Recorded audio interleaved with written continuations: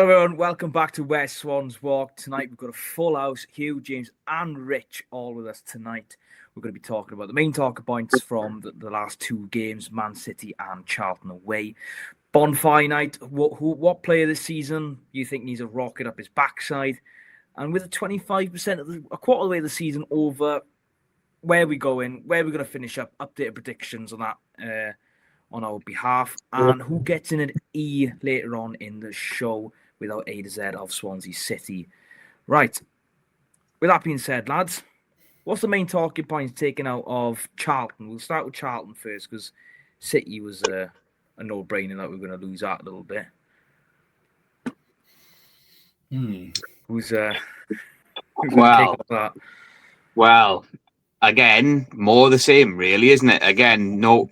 Where are we going with games? We sit off, we do literally nothing, create very little and rely on a moment of brilliance. That's literally all we're doing at the moment. And I feel like a broken record coming on here and saying it every week, but we are literally relying on brilliance all the time. And it's great. We've seen some fantastic goals. Some, Adam Eda's shot was spectacular on the weekend. But realistically, boys, how much longer can we survive on one player's brilliance? I don't get it. And I think the real damning point for me is when Nathan Jones turns around and says that he enjoyed the way that we played and he thought that was the best he's seen Swansea play, is such a backhanded compliment and such a, well, it's just how far we've fallen, really. When you're getting praised by him with a football we're renowned for playing, I don't know what to say anymore. I'm bemused with us. We just seem to be going nowhere fast. Yeah. Agreed. That game was there for the taking Saturday. That's 2 points dropped, in my opinion. Until the second half, when they seemed to play a little bit better, they were just poor first half, as usual. And then, like James says, a bit of brilliance for one player, rescues a point. We can't keep relying on that. Otherwise, we're going to end up down the bottom half of the table, right down the bottom half of it. I agree with James. I think a change is needed. Yeah.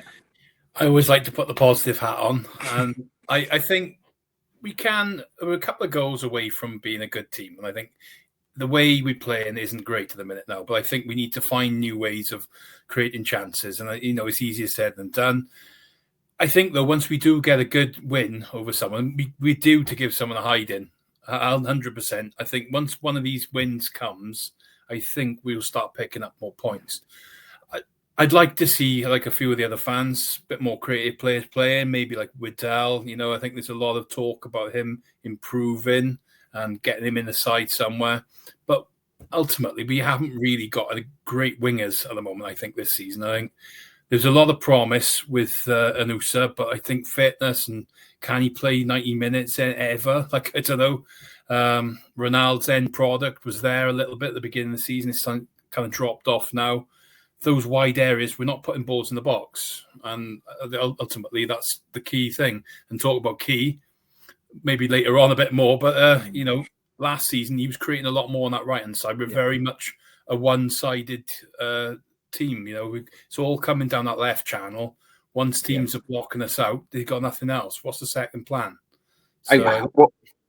One thing I'd add to it as well is I don't think we are going to give anyone a hiding. Look at our attacking metrics: fewest touches in the box, fewest chances created.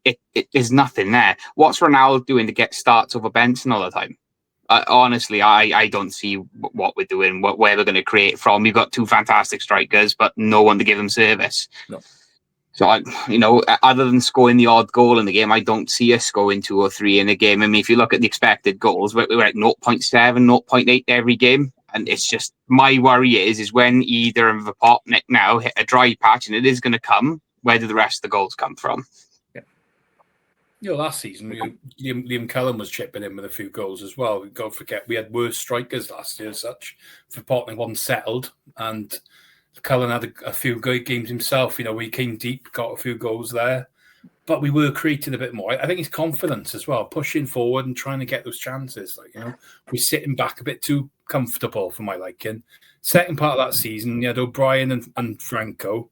They were kind of playing each other, in the midfield. One going forward, one staying back. It worked nice. It was simple stuff. We're overplaying it, I think, at the moment now. Yeah. And although Galbraith is probably one of the best players this season, has that kind of hindered us a little bit in the way we want to play? I think we've always been crying out for an attacking midfielder, right? And then we saw Waddell, probably the best attacking midfield performance I've seen in a long time at Swans. And then I don't know if he wasn't fit enough, but he doesn't start on Saturday. But he has to start the next game for me. He's what we've been crying out for. That creativity in midfield we're lacking. We've got a brilliant midfield, but I don't think he knows who to play and where to play him. And I think that's part of the problem. That's with midfielders. It's still quite concerning that this far into the season, he still doesn't know what midfield is the best. I was saying to my dad after the City game midweek that midfield was perfect for that game. Absolutely brilliant. Like the first 10, 15 minutes of that City game, we could have easily scored 2 or 3. Could have put that game to bed. That was the best I've seen the Swans play all season. They wanted it more. But as usual, score 1 goal, sit back, let them play back into the game. And then obviously they score just before half time. And then 2 in the second half. And it's just the same. It's like Groundhog Day now, isn't it? It's just the same thing being said again, week in, week out. But what can change? What's the next solution? Like James, you've got a massive fan, a massive heart for Alan Sheehan. You're his biggest fan. You're a diehard Alan Sheehan stan. Do you think the next 2 to 3 games? November then. Let's say November. If we don't win the next 2, then it could be Sheehan's time up. I think realistically, it has to be for me. If you look at all the stats, I think Luke Loans put something out earlier where if you look at our chances created, we're creating less now than we did under Williams. And people were slaughtering Williams for this last season. And I'm not hearing a peep from those people now. So if you want to be consistent about it, if you're saying we've spent £18 million on a squad and we're creating less chances week on week and we're trending downwards, can anyone in this group tell me that a better manager does not get more out of these players? It's simple that they do. People were blinded by the short-term results. Again, it's an easy free hit when it's not yours full time, but we had a perfect jumping off point. We could have gone for the complete reset, and I think we've bottled it. And I just have a feeling that if we don't act, and let's face it, those owners will want a return on that investment. Simply finishing mid-table will not be enough. No. If he doesn't win the next 2, all bets are off, if you're asking me. I don't like watching. Can any of you honestly say you enjoy watching this? I don't. I don't enjoy watching it. It's boring. It's like you said, rinse and repeat, score 1 goal, sit back all the time, and we constantly get caught out. Yeah. I don't see where it goes from here really, other than I think the change is inevitable, and I'll call it I don't think he's here at the end of the season. I think it's a bit of a knee-jerk reaction to sack a manager, though. I'm not a big fan of sacking people in mid-season. It seems to be carried on season after season. You start again, and I think back the manager, cut out what's wrong with what we've been doing this season, like the goals before half-time. How many points have we lost this season when we've been in decent positions? We should have won at least 2 or 3 games. And a couple of games, yes, we've managed to cling a point where we shouldn't have had them. But at the same time, we should be higher in the table for a start. But there is problems creating chances, yes. But would you be saying the same things and moaning about the same stuff if we were about 7th or 8th? Probably not. You would have a slight bugbear with you, but you'd be like, well, we could still pick up and get the playoffs. All we need to do is get a couple more goals and then it's all good again. But I don't know. I think there's always, we need to spend a bit more in January again. We need some creative players in there, but it's fixable. Can't argue with that. I don't see how it is. That our expected goals that we're scoring now, it's not good enough. I mean, like you can try to play it up as much as possible, but I just cannot see who's the common denominator here. How many times does subs cost us in games, or lack of substitutions, or the wrong substitutions?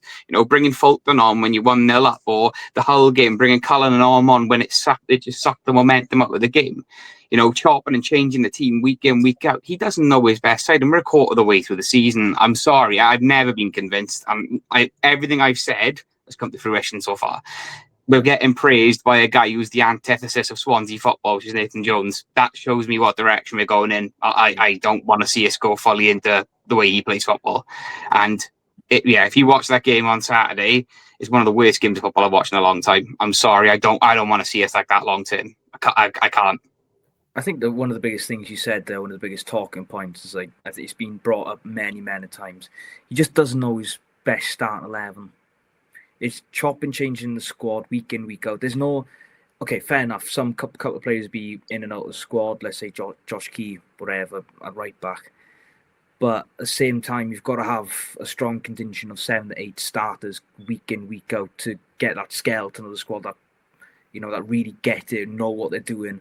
You can't change your midfield week in, week out. You can't change your starting striker week in, week out. It's just no one's going to settle. You can't get a good run of form.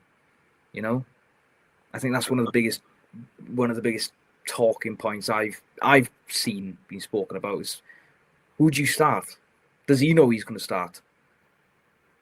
I've always been kind of in between Rich and James on this. I get what Rich is saying about sacking managers in the middle of the season is never ideal, but I also agree with James the way he's playing. I don't enjoy watching this football at the moment. The first 25 minutes against Man City, I can't tell you a passage of play, a period of a game where I've enjoyed watching us so far this season. Yeah. That first 25 against City was brilliant, but he took the handbrake off for the first time this season because we had nothing to lose. We were either onto a hiding or we're going to lose anyway, so just go for it. And that's what they did. And he had Waddell free front, doing what he wanted to do, and he was brilliant. And then we played Charlton, who were there for the taking, and we're just mundane, boring, rudderless. We're talking managers. News come out that Will Still's been sacked from Southampton, and 2 ex-Swansea managers have now managed to mess up Glasgow. Would you take Will Still, Brendan Rodgers, Martin Russell? We spoke with Martin Russell a few weeks ago. We wouldn't take him back, but Brendan Rodgers sacked last week he resigned from Celtic. Would you take him back? Considering what he did 20 years ago. Oh yeah, I'd take it back tomorrow. Yeah. Point out, I've got a really good record on Football Manager, just like Will Still. So I'm sure James has and who. So I think we'll pass on him. But I would like to see Brendan back. Yeah, I think Brendan would be a great man to bring back the way that the club wants to go. So that's one of the points I wanted to bring. Would you bring Brendan Rodgers back if he was up for? We're on about sacking managers. It's all hypothetical, of course. But if he was there for taking, let's say in January, Sheehan was dismissed, etc., would you bring Rodgers back? Oh, with a heartbeat. I think, would he be interested? No. He's still got higher level jobs in him. At the end of the day, he's won championships at Celtic. He may have had his time there now, but he'll happily walk into a Premier League job that comes up next. I would have thought, or at least be in the reckoning. We don't attract the big names. That's the thing. If you did sack Alan Sheehan, who would you bring in? That's the thing. That who would want a job for Swansea City? You've got to sell the job to us. Yeah. It's always said that it's a massive job and there's lots of people interested, but it does seem to be like we're diving around for managers every time we sack someone. Yeah. And it seems to be, it gets a little bit more lower down every time. So I don't know. I honestly think a manager should be given 2 or 3 seasons to see what they can do and prove their point. If they can't do it after then, well, you're not in the bottom 3 at the minute, I suppose. Yeah. I know, we may as well just move on. We're quarter of the way through the season. Updated predictions, what you've watched, etc. Are we hopeful? Top half, a push? No. Mood's kind of changed around. We can do it, boys. We're only a couple of points behind teams, a couple of wins, and you're there. It's just a case of look how close the league is. It's draws every week, 1 or 2 wins, and then you fly up. Top. So that's testament to where we are. This is the weakest the Championship has been for years. Yeah, and we're squandering an opportunity. We're too afraid to go and play. We're too afraid to go and take it to teams. We can't even take it to teams at home. If we can do 20 minutes against Man City, this is my argument of the day. If we can go toe-to-toe with arguably one of the best teams of the last 20 years for 20 minutes, why can't we go toe-to-toe with, a Derby County, a QPR at home? Why can't we do that? What's the difference? I know they'll say there's nothing to lose in a cup game, but Why is that? Why can we do it against the world's best who put 7 or 8 past far better teams than us? But then we can't do it against a team that's either on equal part to us or maybe a little bit lesser than us. I mean, I look at like Leicester. Look at the teams who've beaten Leicester. We didn't even step to Leicester apart from maybe 5 minutes. It's there if we want it, but we have to be more bold. I think if we take it to other teams, there's a chance we do shoot up the league. Yeah, I think it's been glimpses this season, isn't it? It's been glimpses of what can be achieved, and potentially, we got to be sat here in a month's time thinking, we'll play the best football of our lives, because it's finally all clicked and the glimpses have turned into fresh, reality, But who knows, I'm gonna go with a solid 13th finish. To be honest, I can see us going top half towards the end of the season, potentially 10th or 11th, maybe pushing 8th, but I can't see any higher than that at the minute. No, if he takes the handbrake off, we may be 14th, but I can't see higher than that at the moment. It's hard to see past that.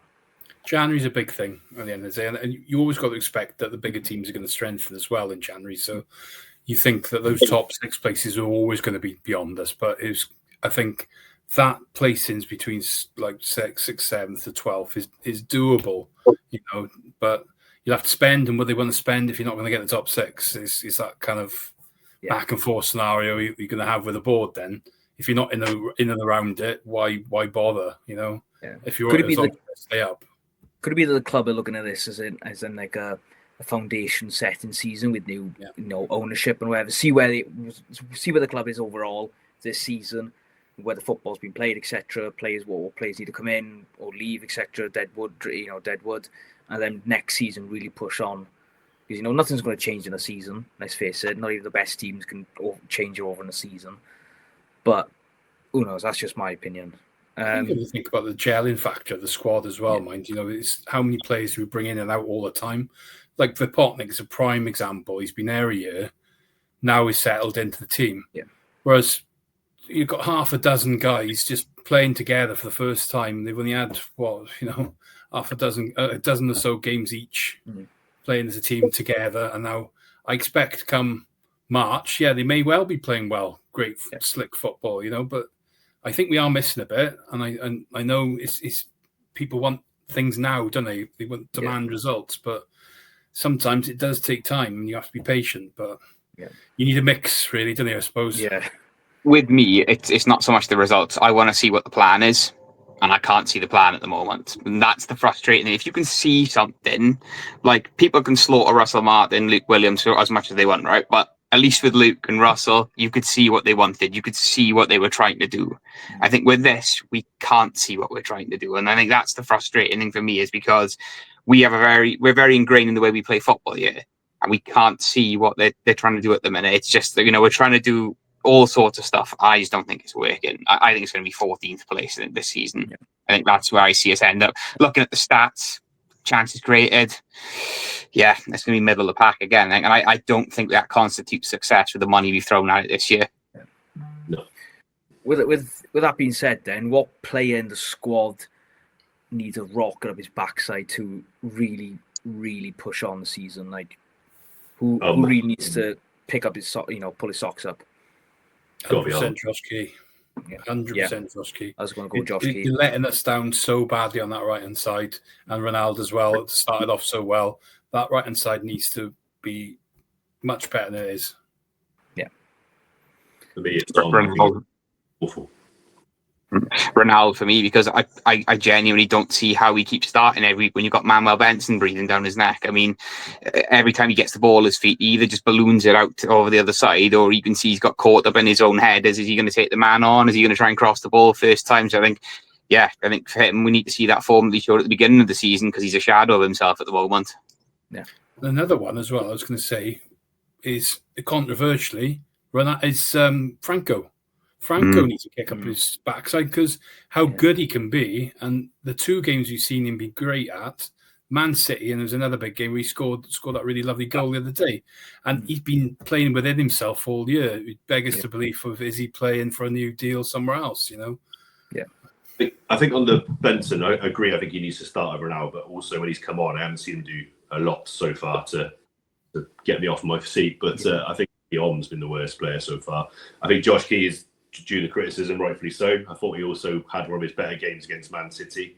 He was up against Doku all game, and I thought he held his own for a good 45, 60 minutes. But for me, I don't know what he brings to the team. He scored one worldie last season. And other than that, I couldn't tell you what else he's done since he's been here. I think he gets. I think he's got to be dropped for a period of time. I agree. I was going to go Josh Key or Ronaldo because that whole right hand side needs reworking. To be honest, I just can't see. It's just It's the weakest part of the squad, and I think teams are really putting that on targeted when they're playing against us. So yeah, I was going to go Ronaldo or Josh Key, to be honest. And with that being said, lads, we're going to go back to A to Z of what makes Swansea City great.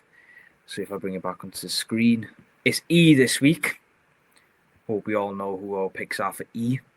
So it's not good. Who wants to? Who's going to start us off? Who? Go on, you start this. It's got to be Marvin Emnes for me after that goal against the Scum. Legend as well. Thought he was an interesting player, hit and miss, but on his day I thought he was superb, and that goal against Cardiff will always go down in history as well. So yeah, me. Rich. I struggle with that one. Go to James. I'll have a think. Yeah, James.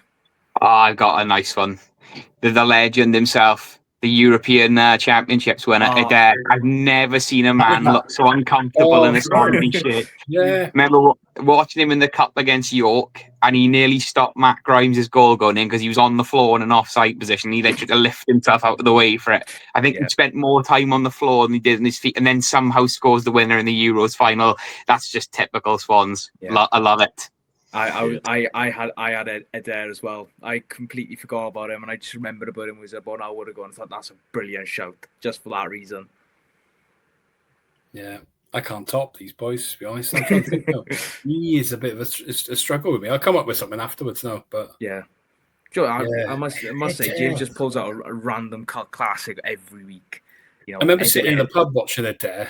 And that final for Portugal, and is this the same guy? You know, where's he come from? You know, we didn't see any of that. Yeah, European Championship, unbelievable. It was crazy. Well, lads, that's the end of this week's podcast. Thank you for your time tonight. Make sure you like, comment, and subscribe. Let us know your thoughts down below, and we will see you next week. Thank you, lads.